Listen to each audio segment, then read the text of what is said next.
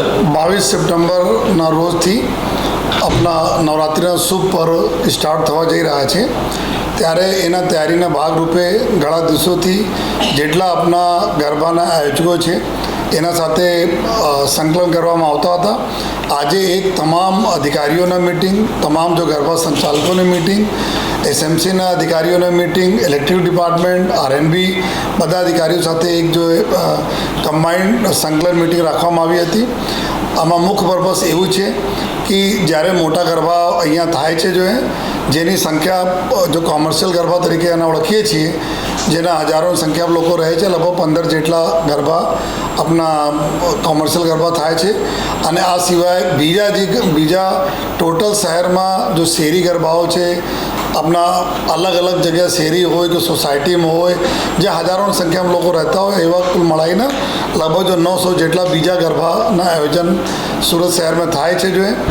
અને જો કોમર્શિયલ સિવાય પણ ઘણા બધા ગરબા છે જે મોટી સંખ્યામાં લોકો ભેગા થાય છે, લેકિન આ બિના ટિકટના હોય છે. આ તમામ ગરબાઓનો સમાવેશ કરીએ તો ખબર 1000ના આસપાસ અમારા ગરબાના આયોજન સુરત શહેરમાં કરવામાં આવે છે. તો આજે જો સંકલનના મિટિંગ થઈ એમાં સમયસર પબ્લિકના સુરક્ષાના ધ્યાનમાં રાખતા અને સાથોસાથ ગરબામાં મા આદિશક્તિના આરાધના વખતે જો ભાગરૂપે જો ગરબાના આયોજન થાય છે, આમાં અમારા જો સુરતવાસીઓને કોઈ પણ પ્રકારના કોઈ તકલીફો નહીં પડે, એના ખૂબ કેવી રીતે સહેજતા સાથે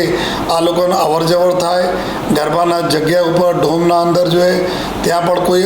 કોઈ પણ પ્રકારના અનિચ્છનીય બનાવ ન બને, આ તમામ પ્રકારના સંકલનના આજે ચર્ચા કરવામાં આવી અને આયોજકોને સૂચના આપવામાં આવી. જો ફાયર ડિપાર્ટમેન્ટના અધિકારીઓ અહીંયા હાજર હતા, ઇલેક્ટ્રિકલના હાજર હતા અને જો આરએનબીના સ્ટ્રક્ચરના, મિકેનિકલના આ લોકોને સમજ પાડી કે શું આપણા તકેદારી રાખવાની જરૂરત છે. ટ્રાફિકના અમારા જો ટીમ છે, ટ્રાફિકના અધિકારીઓ પણ જો બી ટ્રાફિકના પ્રશ્નો હતા એના બી ચર્ચા કરી. આ પૂરા અમારા નવરાત્રિના જો ગરબાના અને દશેરા એના પૂરા તહેવાર ખૂબ સારી રીતે થાય એના માટે પૂરા શહેરમાં અમે લોકોના લગભગ જો 10,000 જેટલા પોલીસ, હોમગાર્ડ, ટીઆરબીના જવાનો ખડે પગે રહેશે. અમારી નાઇટમાં પૂરી અલગ સ્કીમ અમે લોકો બનાવવામાં આવી છે. જો જેટલા બી અલગ અલગ વિસ્તારો છે, જ્યારે ગરબા પતે છે, લગભગ મોરલે એક સાથે ગરબાનો કાર્યક્રમ પૂરા થતા હોય છે, તો હજારો લાખોની સંખ્યામાં લોકો જો રોડ મતલબ યુઝ કરે છે અને પછી ઘરે જવા માટે, તો એના બી ધ્યાનમાં રાખીને અમારા નાકાબંધી પોઈન્ટ્સ થઈ ગયા જે અમારા ચેક પોઈન્ટ રહેશે, વોચ ટાવર રહેશે, એની અમે લોકો વ્યવસ્થા કરી છે. અને સાથોસાથ આ સમગ્ર જો ગરબાના ઇવેન્ટ જો છે એના સીસીટીવી કેમેરા ગત વર્ષે બી સીસીટીવી કેમેરા લગાવવામાં આવેલા હતા, જેના ફીડ સીધે અમારે કંટ્રોલ રૂમમાં આવતા હતા અને કંટ્રોલના સ્ટાફ દ્વારા આ ગરબાઓ ઉપર જો ધ્યાન રાખવામાં આવતા હતા. ખાસ કરીને કોઈ વધારે ભીડ ભેગી થઈ ગઈ હોય યા બીજા ત્યાં આ વ્યવસ્થા કોઈ સર્જાય નહીં, જરૂરત હોય તો અમે પોલીસના ગાઈડન્સ અહીંયા કંટ્રોલ રૂમથી મળે, સાથોસાથ આયોજકોને આપણા ગાઈડન્સ મળે, એની વ્યવસ્થા બી અમે આ વખતે પણ કરવાના છીએ. આર્ટિફિશિયલ ઇન્ટેલિજન્સના જે રીતે આપણે ગણપતિજીમાં અમે લોકો કર્યા કે ભીડને કંટ્રોલ કરવા માટે ગયા વર્ષ બી નવરાત્રિમાં કર્યા હતા, આ વખતે બી તમામ નવરાત્રિના મોટા જો ગરબાના વેન્યુઝ છે એના પર અમે કરીએ છીએ, જેનાથી અમે ખ્યાલ આવશે કે કઈ ગરબાના સ્થળને કેટલી કેપેસિટી છે અને કેટલા માણસો ત્યાં છે. જેથી ગયા વર્ષે આપણા G9 વગેરેમાં એક્ઝામ્પલ આપવા માગું છું, ત્યાં વધુ ગીર્દી હોવાના કારણે અહીંયાથી જ જો સૂચનાઓ ગઈ અને પછી જો ભીડ અટકાવવામાં આવી જોઈએ, કારણ કે અંદર વધારે જો ભીડ નહીં થઈ જાય, આ પ્રકારની વ્યવસ્થા અમે લોકો કરી છે.